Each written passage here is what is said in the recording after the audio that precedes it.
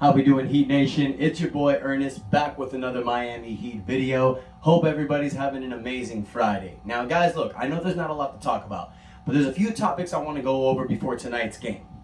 As you guys know, Heat smoke in Atlanta so far. We're up 2-0 in the series, but tonight at 7 p.m., Game 3, Miami and Atlanta. This is the most important game for the Atlanta Hawks because this dictates whether they have a fighting chance in this series or whether it's over. All right? Miami did their job. We smashed them game 1, smashed them game 2. But for game 3, we got to end this one. How we're going to do it? Few keys. First and foremost, we need Bam Adebayo and Tyler Hero to step the hell up. Now look, I get it. They haven't done too much, but we've been winning games. But you see, this is the problem that you're okay with dealing with when you're playing against a first seed team. Now, in round 2, it looks like we're getting Philadelphia. They're up 3-0, so we know how that's going to go.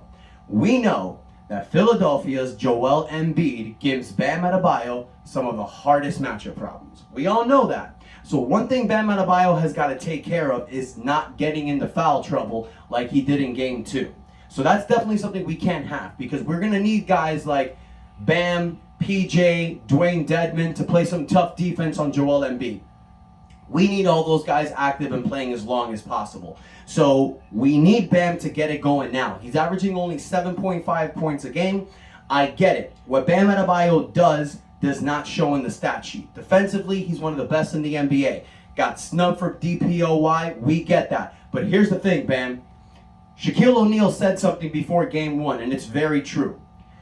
Before Hakeem Olajuwon played David Robinson in the 1995 Western Conference Finals, David Robinson was given the MVP, which Hakeem felt was rightfully his. He didn't get it because Houston was 6th seed that year. So what did he do? Did he complain? Did it bug him? No. He went out there, he schooled David Robinson, and he showed everyone that he was the true MVP. He told David Robinson, "You want that NBA MVP? Fine, I'll win the NBA Finals MVP." That's what you need to do, Bam. The NBA disrespected you. ESPN's been disrespecting you. Everybody's been throwing shade on this team. So you got to go out there and show them that they were wrong. Averaging 7.5 points and getting into foul trouble is not going to do that. So we need Bam to step the hell up. Tyler Hero. Oh, excuse me. Before I get to Hero, let's go on another subject with Bam Adebayo. I really feel like the reason why he hasn't been playing 100% is, yes, he did come off of the COVID thing, but I heard he didn't have any symptoms. So I really think that not being a finalist for Defensive Player of the Year is actually getting in his head. Now, I get it, man. This is a different generation of guys that play. This ain't like the players in the 90s. They use that hate as motivation. A lot of guys now, they're really into different things, so things get to them more emotionally. What I'm going to tell Bam Adebayo is sit down with Pat Riley and have him instill that dog mentality in you. Don't give a shit about what anyone says. Don't care what the NBA does. If they don't give you the respect that you deserve and you so rightfully earn, show them. Stuff it in their faces by winning an NBA championship. That's what you do. Moving on to Tyler Hero. Now, Buddy only had 6 points in game 1. 15 points last game. Look, Jimmy was on fire in game 2, so I didn't expect anyone else having a monster game.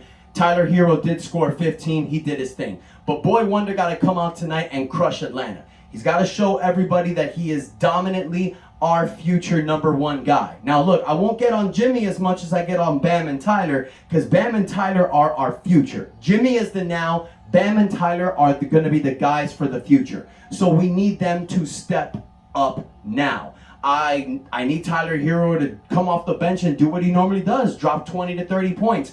Bam, go out there. Get your 20, 10, few assists, few blocked shots. They need to dominate. They need to get the ball rolling now. You can't wait for this to come when you're playing in the second round against Philadelphia. What we have prided ourselves with in this culture is always staying ready. 3 straight bad games in the playoffs is definitely a sign for concern. I wasn't worried after game 1. Game 2's irking me the wrong way. We need a big performance from these two guys today, okay? That's just a fact. Now, with Atlanta, they're going to give us everything they got tonight. If we thought what we saw in game 2 was serious, Tonight, you're going to get a full-forced Atlanta team. You're going to get Trae Young, who's going to be playing out of his mind. They're playing out of desperation time right now, guys. The playbook's going to get thrown out of the window for Atlanta. They're going to go out there, and they're going to show us all the firepower they have. There's a reason why they were ranked top 10 in offense this year, okay? They suck defensively, especially since they don't have Clint Capella. But they're going to go out there, and they're going to fire on all cylinders offensively. Now, if Miami sticks with the defense we've been doing, guys, we're going to smash them. I don't see any problems there. But look for Atlanta to come out hot and come out strong, all right? You guys should see more play from Duncan Robinson tonight. You know, in Game 1, dude drops 27 points. Game 2, he only played 7 minutes. When you think about it, guys, I watched the game again, and I noticed Duncan gets his most scoring, and he's more productive when Bam Adebayo's out there. Since Bam was in foul trouble, they had to give Duncan Robinson's minutes to Caleb Martin. And that's, like I said, the great thing with this team, you guys, is that we're 12 deep. You can go ahead and rotate people like that. And as great as a coach as Erik Spoelstra is, he's going to make those adjustments. But tonight, if Bam doesn't get in foul trouble, you're going to see Duncan play his 20 to 25 minutes. We need Duncan shooting, though, man. Shoot the lights out that ball and be yourself, all right? One more thing I want to discuss, you guys. This isn't really a big deal, but I've been seeing Heat fans ask questions in different formats. Skip Bayless said something the other day about Jimmy Butler and Victor Oladipo having beef. I'm going to tell y'all right now, some people have already said this, but I want you to hear this from my channel. Anything you Miami Heat fans hear come out of Skip Bayless's mouth about the Miami Heat, take it with a grain of rice. It's complete shit. It means nothing at all. If it comes from Stephen A. Smith, yeah, he's got sources down here. But if it comes from Skip, I don't believe a word out of that guy's mouth, because everything he says is bullshit, in my opinion. Don't believe anything he's saying, you guys, all right? Look, this Heat team is united. They're together. There's no problems with this team. The issue with Victor Oladipo is that he came late in the season. We were doing great without him. Erik Spoelstra tried to plug Oladipo in. It didn't work.